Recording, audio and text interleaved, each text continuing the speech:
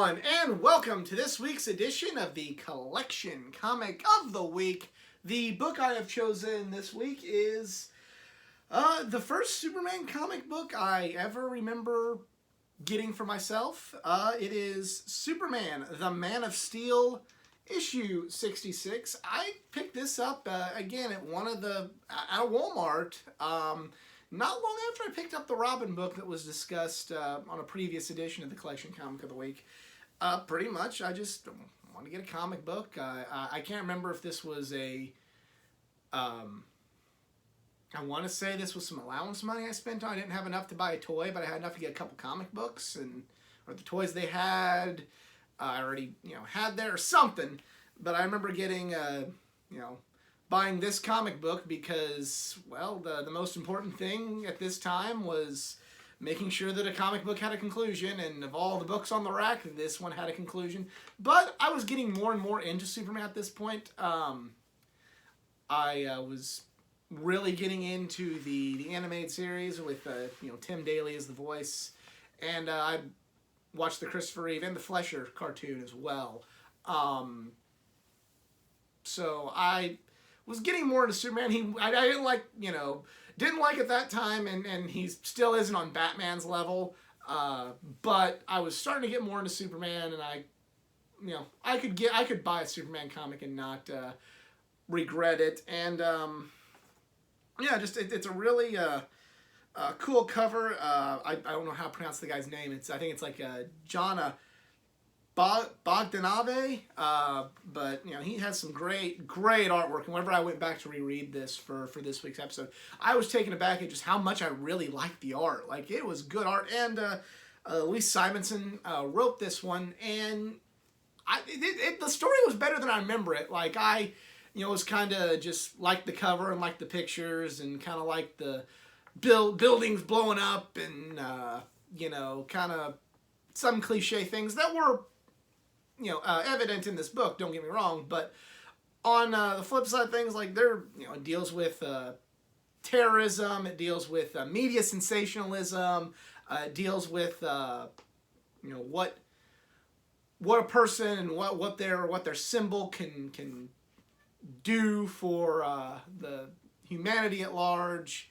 And it was a much, when I go back and reread some of these books from the 90s, it was a very art-driven industry then, and sometimes the story suffered. So sometimes whenever I really see how good some of these books are, I'm kind of taken aback, because one, the 90s are kind of cliched as not having good stories, or at least not as good as what they were previously and kind of gone on to become. But two, I guess I just realized just how I didn't understand it as a kid and how great it actually was. Like, there's certain themes of this I wouldn't have gotten as a 7, 8, 9-year-old, but as a person in their 30s, I'm like, oh shoot, this is actually pretty good. And especially this in 1997, this was unfortunately kind of foreshadowing a few things that would happen in this world. But let's quit talking about it and let's check it out. Got a really neat cover here. Just got Clark reading the Daily Planet paper with the Superman logo on it. I think that's one of the reasons why I kind of picked this book out. It's just I thought it was kind of it's a simple but kind of a neat cover. And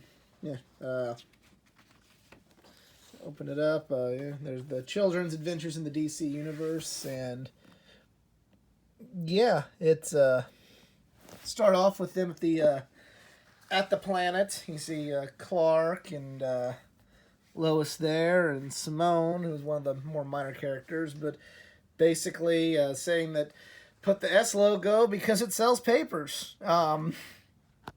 Just Superman sells papers. That's what they're going with. And then as the story progresses,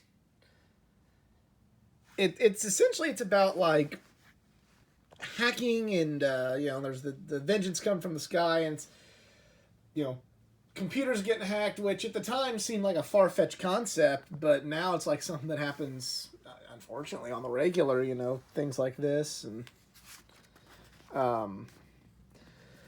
This is where I learned that Lois and Clark were married, and Lois knew that she was Superman, because I was only used to the Fleischer Superman series at this point.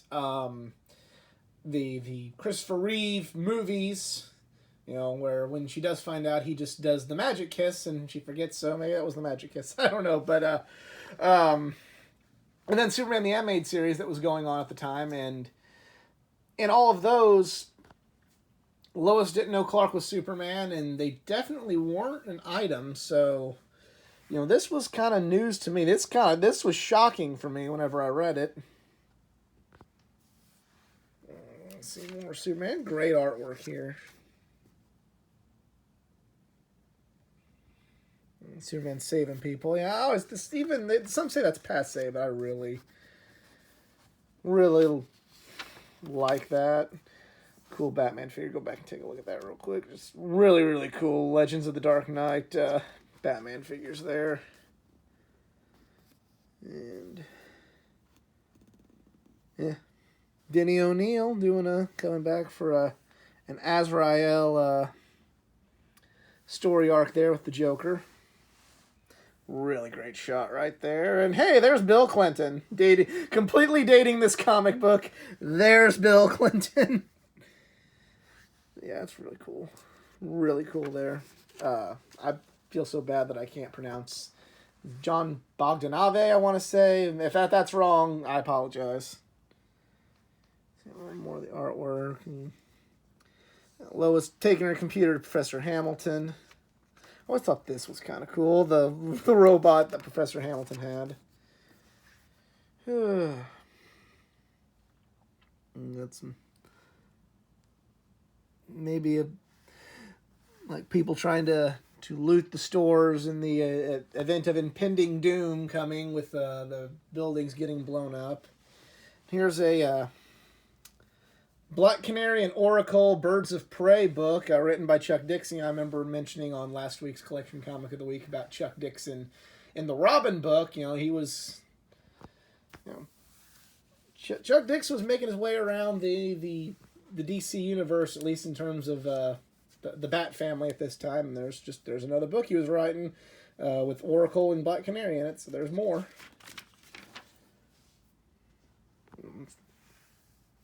Wonder Woman Darkseid hype there. This actually be something I'd want to, John Byrne. I'd definitely want to check this out if I could find it.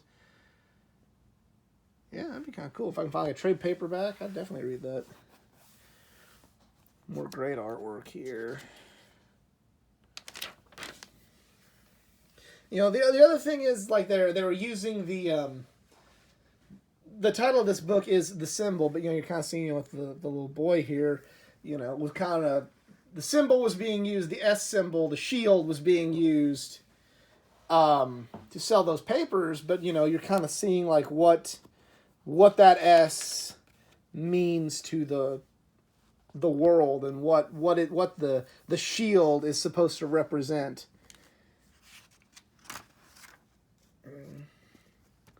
Shazam.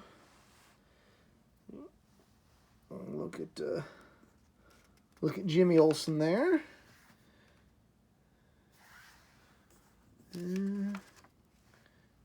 Got some more. Just really great artwork. I love the story is story's good, and the artwork is really great. Shocking. Yep, we went over this book. Oh. Yeah, this book came before that, so oh dear. Really good artwork. Big blue right there. More foreshadowing, perhaps, to a future Collection Comic of the Week. We'll see. I do like this line, Bullets, you're kidding, right? Next thing I know, you'll be throwing an empty gun at me. I thought that was kind of that line still makes me laugh, because there's so much. That's like a cliche in so many things like this. They shoot the bullets and then throw the empty gun. And, this is where, like, I get some people don't like Superman because they say he's overpowered, but I think this is still pretty badass. And, You see Lois and Clark back together, and yep. And the most important thing from when I was buying comics this time, there's an ending. There isn't a second part, so that's good. Got some letters to the editor, Titans, and the New Adventures of Johnny Quest advertisement, and that was Superman the Man of Steel, issue 66. Like I said, really good book. Really, some good stuff that's kind of happening here. Great artwork. Maybe it's not an all-time classic, but it's kind of would be a good, fun, under-the-radar book. If you can find this in the dollar bin at your local comic shop, pick it up, check it out. I know if I can find one in mint condition, I'll take both, much like the Robin book. But yeah, this was a fun read. Great artwork, good story, and it's at the time something that made me learn a lot more about where Superman was in the comics compared to TV and movies at that time. So yeah, very happy this was my first Superman related comic. Do you also own that comic? Let me know in the comment section below. If you enjoyed this video, please give it a like, share, subscribe for more content, not just from the world of comic books, from the world of pro wrestling, gaming, anime, and all things geek culture. Follow me on my social media pages, facebook.com/athleticgeek89, Twitter, athletic_geek89, Instagram, athleticgeek89, and if you'd like to help improve this channel financially, hit me up on Patreon, patreon.com/athleticgeek89. And that, I'm out. Y'all be cool.